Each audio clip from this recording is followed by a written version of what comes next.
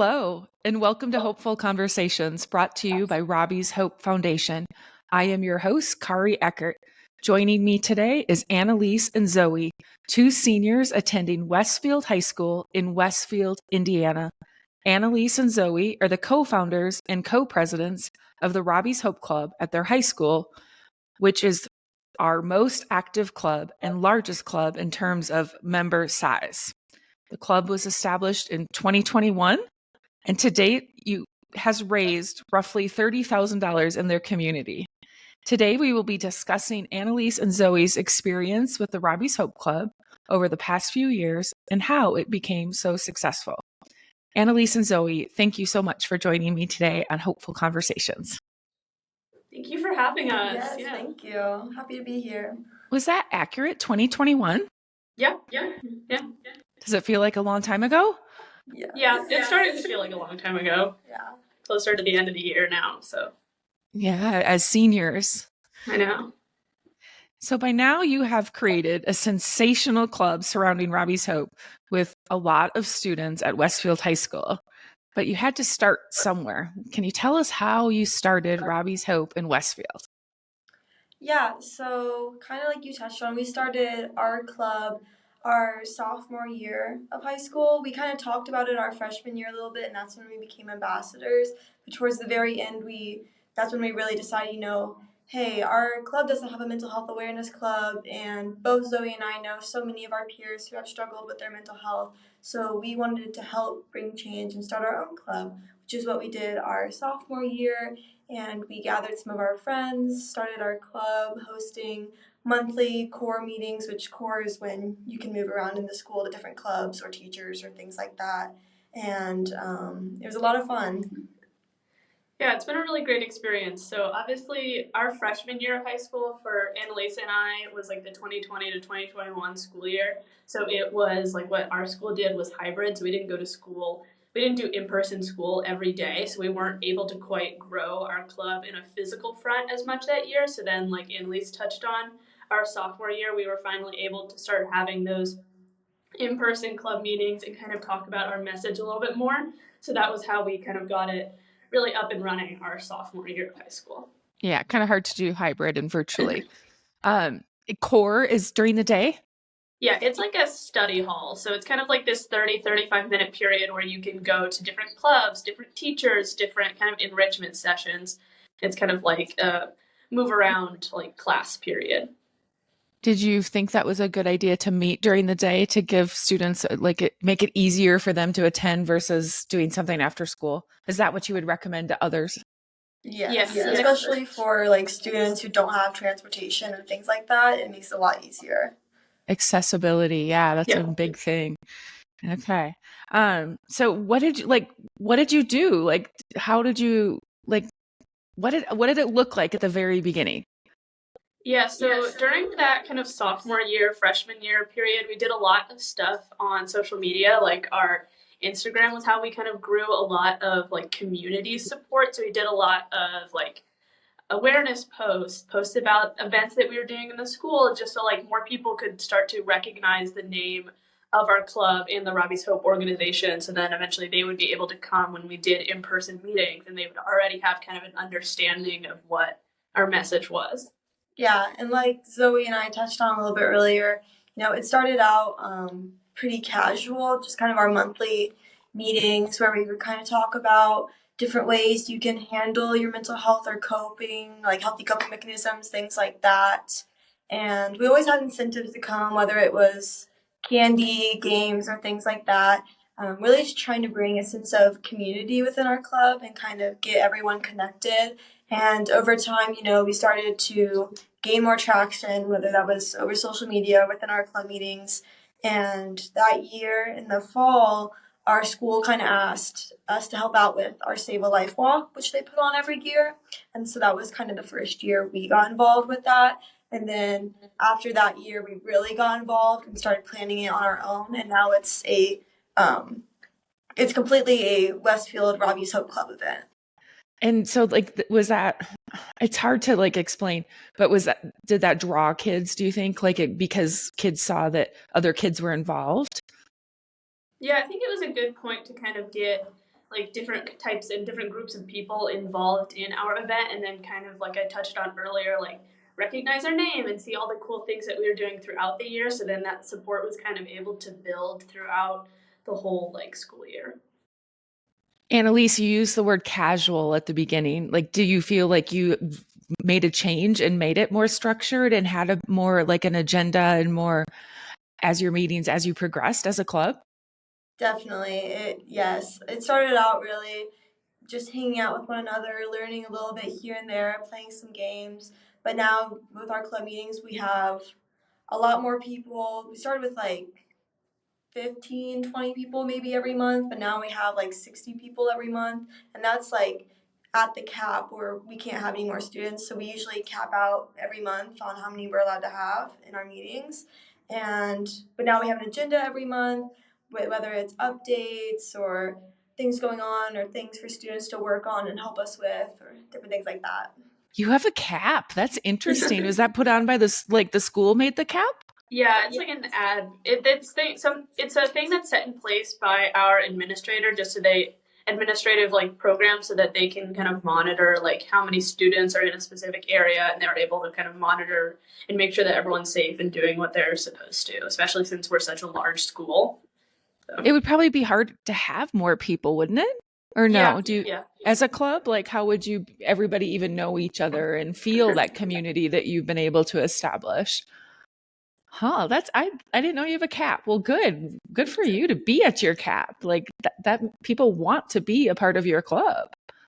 Can you tell me about the structure of your club? Like because I know you guys have like officers and stuff, and I feel like that has really helped you as a club. Yeah, so I'll go ahead and explain kind of a little bit about how the like member system in our club works right now. So we have, I think it's at 5 executives. So those are kind of whether that be the co-founders or people who joined really early on in the Robbie's Hope Club, like at WHS process, and that they know kind of the ins and out of the whole club. And then each year we have, I think it's 2 to 4 interns that we work with who are like usually underclassmen who are kind of able to kind of work under our wing and kind of get to know the process of running a club at the school. And then each year we try to have another intern that's an incoming freshman who's like new to the school and wants to get involved in another club. So we kind of try to have that. And then below the people who are actually working on the meetings, we have all of our members. So yes, and like Zoe touched on, for people who want to start Robbie's Hope clubs at their school, if they're upperclassmen, it's so important to have those underclassmen working with you and learning, so that when you graduate, you have people to keep it going and keep it running. And then during our actual club meetings, structure wise, we usually do like a welcome bit. Talk about what's going on in our club, whether that was past events we had going on or future events going on. We do some type of awareness event or some type of awareness piece depending on the month. So if it's like Depression Awareness Month, then we'll be talking about that, how you can cope with depression, how you can get help, resources, things like that. Our school also does monthly themes. So like for November, it's gratitude month, so we'll talk about gratitude. Maybe write thank you cards to our teachers or something like that. If we're not doing that, then we might do some type of game just to kind of get everyone connected again. And then we usually have something for everyone to work on or brainstorm or even just kind of create ideas for things for us to do. You still have to give an incentive to people to come, or are people coming because they want to be there? Usually we do. Yeah, usually we get some kind of incentive. So like last meeting we brought in a bunch of dozens of like Dunkin' Donuts. We had a bunch of those for people to share at the end of the meeting. So we usually do that. It's popular with like a lot of clubs in our school to have some kind of little snack for the students.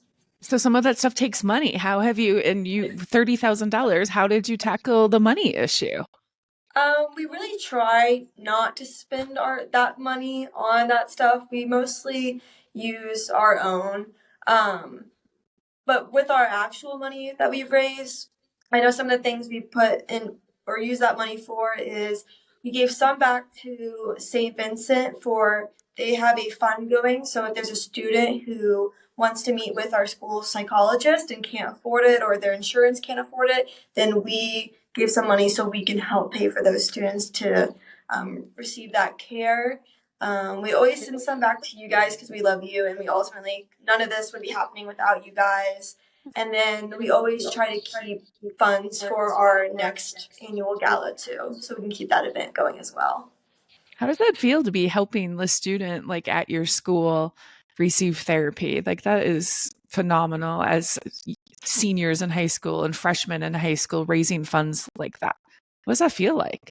I think it's a really beautiful thing, and like it's really special to me because it's something that like will serve and help other people, but it's not anything that like our face is attached to, and like I don't know the student that it's going to. Like I could see someone in the hallway and be like, oh, it could be helping them, or it could be helping someone else. Like I'm helping anyone and everyone who needs it. So How is this like stigma reducing? I would imagine that's happened at Westfield High School too, surrounding mental health. Do you feel like you've made a change there as a club?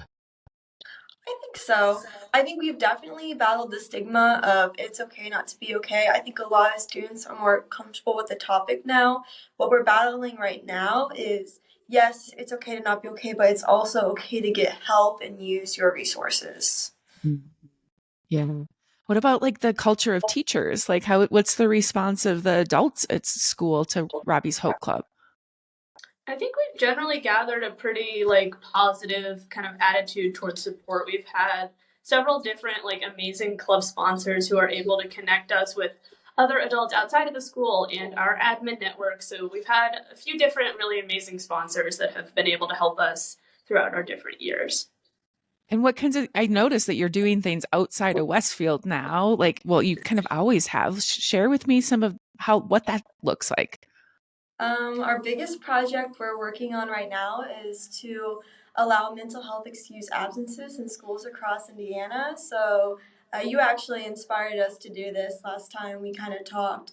But recently we went down to the Indianapolis State House and it was Senator J.D. Ford because he's currently working on a bill for mental health excused absences. And so we kind of talked about his bill, how we can improve it, things to add, things to change. And we also met with our school's superintendent, who might potentially be helping us set up a meeting with the state superintendent and possibly a couple other senators, which is mind blowing and really cool. And then, of course, earlier this year, we got to meet Dr. Jill Biden, which was incredible, an amazing opportunity, and it was just very cool. Tell me more about meeting Dr. Jill Biden. Very cool. I mean, it's still just like not real. Like when people ask me about it, I'm like, oh, I like that happened. But basically, I'm gonna say so. She came on a Wednesday. That Friday before, I was having a meeting with some of our other execs, our club sponsors, and then a couple other community members or our admin, and we were talking about I think the Save a Life walk, maybe doing a little bit of our gala planning ahead of time. And at the very end of the meeting, one of our administrators kind of goes like, "Hey, someone really big is coming Wednesday, but we can't tell you who it is." And we were all like, what? Like, someone big. Like, we thought maybe, oh, maybe like some local news stations coming to do something. Like, that's really cool. Like, that's exciting. But like, we weren't allowed to know, which was weird.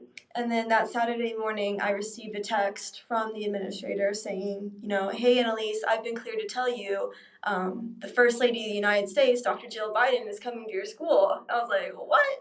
And I just remember like texting Zoe and texting everyone, being like, guys, you're not going to believe who's coming. But there were a lot of preparation, lots of meetings we had to attend with the White House via Zoom and things like that to get ready for it. And then like officially meeting her and talking about our story and our club was really special. One of my actual like favorite parts of it was so there were two parts. One where we kind of got to have like one-on-one conversations with her without the press, alone, and then with the press and the panel and all of that. And I think when we were alone in the room with her, it was really special because she was just there to listen to us and listen to what we have to say. And I was sitting there listening to all my club members share their stories and share their experiences with mental health, and it was just so special and so moving. I think it's just something I'm gonna cherish for the rest of my life. Do you have anything to add? What memories do you have, Zoe? Obviously, just to tag on to what Annalise said, it was really an incredible, kind of mind-blowing experience to be able to say that the Surgeon General of the United States and the First Lady were coming to my school to listen to my story and my club member's story, and something that Annalise and I got off the ground almost 3 years ago, which is crazy to think that it's gotten us this far, and it's garnered this much even national attention. Has been really special to see our work come to fruition. So. Yeah, absolutely. Well, I had the pleasure of being there in that room as well. And I can tell you that when Dr. Biden came back to the press and to the more of that kind of press conferencey, after sitting with all of you privately and listening to you, you had a very large impact on her. You could tell that she was very she heard you and she understood. And I could see her as a human, just it was very impactful. So I'm super proud of all of you for the work that you've done in Westfield and how it's impacted larger than Westfield. It's very, very cool. Tell me about some of the other events that you've done, because I know you've spoke at conferences. What's that like? Yeah, so one of the other events that we've been able to speak at the last couple years is the Indiana Whole Child Summit. And so the Indiana Whole Child Summit is an event that kind of garners different teachers, Indiana's top psychologists, administrators, principals, people like that, and they all come to a meeting space where they get to learn from different medical experts, professionals, and they all kind of talk about teen mental health, and there's different panels and keynote speakers. And so the first year we were there, we were just there to listen and watch and attend, and it was a really interesting experience to see all of those adults talk about their passion for youth mental health. But then I realized that after that first year, I was it's really interesting and it's a great event and all, but I want to talk to adults about my mental health instead of just having adults talk to other adults about teen mental health. And so we decided that we wanted to try to speak at the next Indiana Whole Child Summit. And our junior year, we were able to achieve that. We were the first teenagers to speak at such an event like that. And it was really awesome to have those adults and professionals hear our voices, the teens' voices, talk about their mental health. And so that was something that I'm really proud of us for doing. It was a lot of fun hosting. It was a breakout session is what it was, and it was all about how we view teen mental health and all about mental health from the teen's perspective.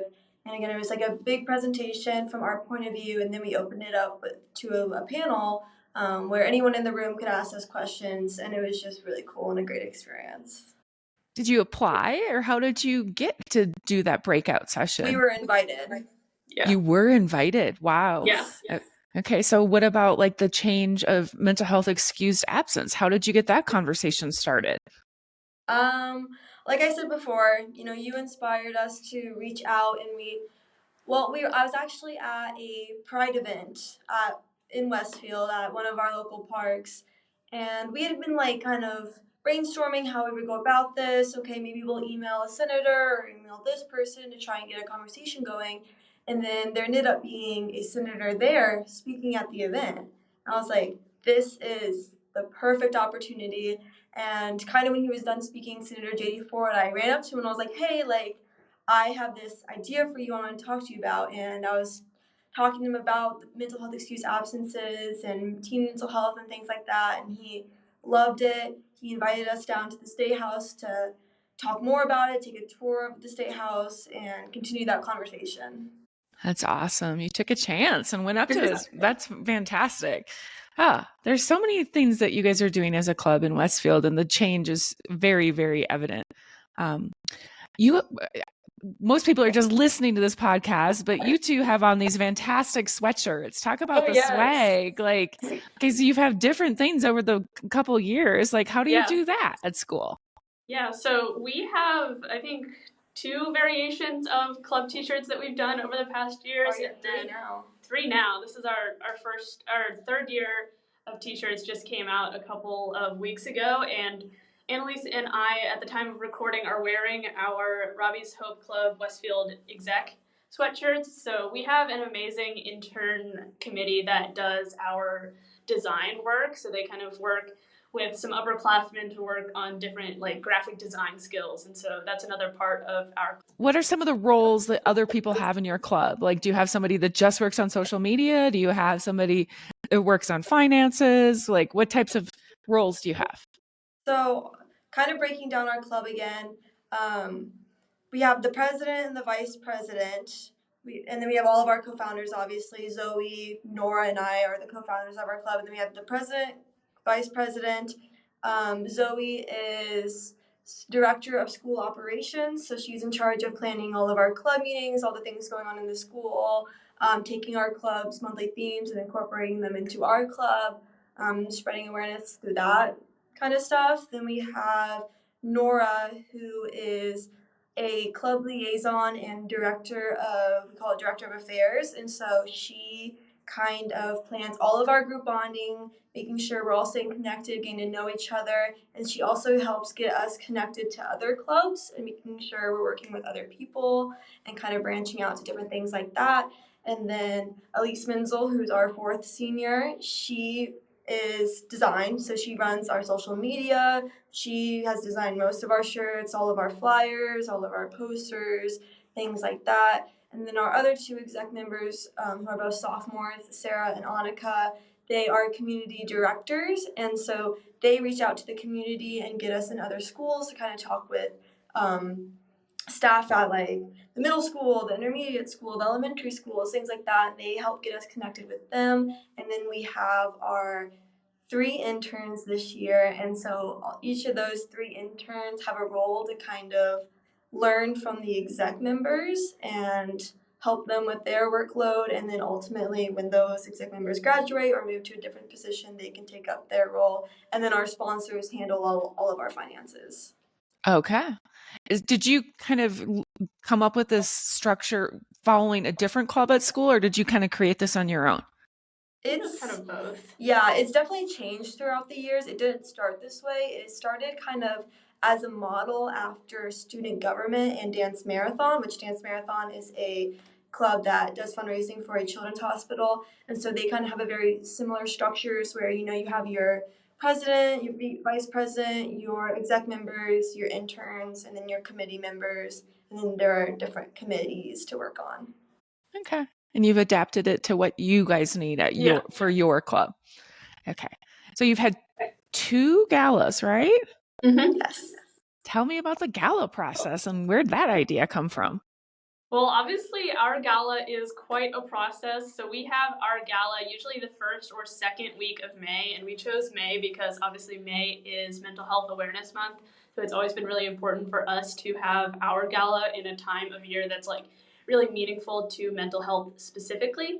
And so more specifically about our gala, we have a gala every year at a meeting space that's like 5 minutes from the school. So it's really close to the school and like where all the students and staff members kind of work and live, and so that's why we chose that space. And then some other parts of our gala, we have different speakers. We always try to have a lot of our speakers and musician performances be student-based so that we can have the whole event kind of put on by students and kind of like showcased by the students. So like obviously students put on the gala, students speak at the gala, students volunteer at the gala. So something that we're really proud of about the gala is that it's put on by youth and youth who care about mental health. And then some other parts of the gala, we usually have a silent auction, we have catering, and then we usually have some sort of kind of interactive part where people can answer different prompts and speak about different more specific areas. But I'll let Annalise to add anything else. And then we also have our Wall of Hope, which is so fun to put together every year. We have a different theme every year. Our first year was kind of like being the light in the darkness. Our second year was where flowers bloom, so does hope. And then, should we say this year's theme? Yeah, go for it. This hasn't been released, but this year's theme is You're Not Alone in This World. So kind of that theme of like outer space almost and stars and things like that. But again, you're not alone in this world is our theme for this year. But with our wall of hope, it kind of goes with our theme. Our first year, we actually built it out of wood, which was quite a process. Quite a process. You know. That wall is long gone. You know, we get more efficient every year, so we decided not to do that again. But now we have a reusable banner we can use every year now, and so we can put stuff on it and take stuff off, and we decorate it for the theme. We have student stories on it. We have your story on it, and then we have an interactive piece on it where whether it's like a prompt or something where students or adults who are attending it could be like what makes you happy. That was last year's, and people can respond and put their responses on the wall. But really, how our gala started was our sophomore year. We were what's the word I'm looking for? Someone gave us the opportunity to apply for a grant, and we were like, oh, that's really cool. Like, let's apply. The limit was 5,000, so we're like, let's just go all out. Let's ask for all 5,000. Let's see what we can get. And we ended up getting all $5,000 of the grant, and we're like, oh my goodness. Now what do we do with this money? Because it had to be put to very specific use in a very short amount of time. Yeah. And as we were brainstorming, we were like, well, let's definitely do a community event. Let's do something where we can help people, educate people, and ultimately we landed on our gala. And then, like Zoe said, we had to put a lot of planning into it to get everything organized. Our first year was definitely the most stressful because we were on such a time crunch, but ultimately we made it work, and it's just a really special event. And these are not small events. These galas are quite large. You could end up with a lot of people from very different areas of your community, which is super cool. Yeah, so usually we have about 200 people. 200 to like 250 people is kind of the event space cap right now. So we have like that 200 to 250 mark, and that has a lot of different like breakdowns of like ages, jobs, students. So that's something else that we really like about our gala is the like different aspects of our community members that we're able to have there. Student voice, student led, like so fantastic. If you had to give one piece of advice to an ambassador that wanted to start a club, what would it be, Annalise? For me, if I had to give one piece of advice, I think it would be you're capable of more than you think. Like you as a student or as whether it's high school, college, or wherever you are, you can really do anything. I mean, starting this club, we didn't expect to host a gala. We didn't expect for Jill Biden to come to our school. But, you know, we have a passion for what we're doing and what we believe in, and really just follow your passion and you can accomplish so much. It's a great piece of advice. What about you, Zoe? If you had one piece of advice for an ambassador? I'd say that my advice would be this is really simple, but I'd say my advice would be to do it with your friends. So something that I've really appreciated about my process of Westfield Robbie's Hope Club is that I've grown in friendships that I already had before, but I've also started so many new ones. And something that's been really beneficial about Robbie's Hope Club is that I'm able to kind of work with so many different people. Like I decorate the gala, but Annalise is able to like get so many different people at the gala. So like having different people together that have so many different strengths and kind of like growing closer together has kind of been a two-sided thing that I think is really beneficial about like having friendships within your club. Great advice as well. How are you feeling now that you're seniors and like it's November and the future of the Robbie's Hope Club at Westfield? What does that feel like? It's very bittersweet for me. Bitter because I'm going to miss everyone so much, and you know, I've worked so hard over the years, but it's also just so sweet because I've gotten to see all these underclassmen grow into the positions they have and growing into the positions they're going to have, and they're all such just incredibly wonderful people, and I can't wait to see how they lead when we're gone because there's no question in my mind that they're going to do a fantastic job. It's great. What about you, Zoe? I think that like obviously like I'm gonna miss like kind of this whole process that I've been like spent so much of my high school doing, but at the same time like I'm excited to see what they do with it. Like I'm fine if it's kind of they take it in a different direction or they find some new event that they want to put on. Like I'm excited to see what they decide to do with what we've done. So excited for that. What do you think Robbie's Hope might look part of your college at all? Do you think you'll bring some of what you've learned to the next stage? I know you're both going to go to college. Yeah. For our listeners, not everybody makes that choice, but do you think Robbie's Hope is going to follow you a little bit? I mean, I think that like it's definitely been able to help me, like it's been able to guide me to what I want to do with my like professional life. Like, I speak for Annalise and myself is that we've decided to both pursue a psychology for myself and psychiatry for her, kind of a mental health kind of career focus. And so I will obviously pursue that in college for my major.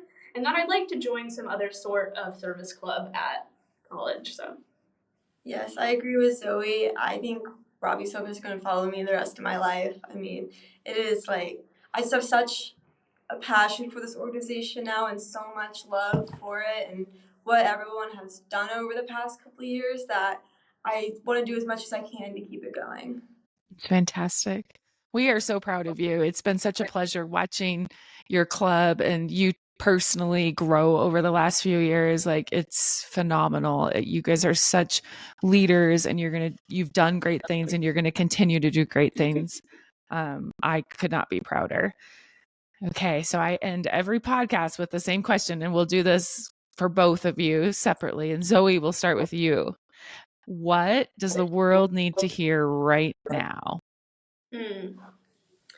I would say to be kind. I think that like people are always kind of, or like usually people are going through things that like they're not always sharing with you. So I think that it's always really important to just generally be kind. Like you don't know what someone's going through before they came up to talk to you. So I'd say just be kind. Honestly, I couldn't agree more with what Zoe said. I mean, I was trying to think of something to say, but I think that really encapsulated it. I mean, you really do never know what someone's going through, especially in today's world with so much going on.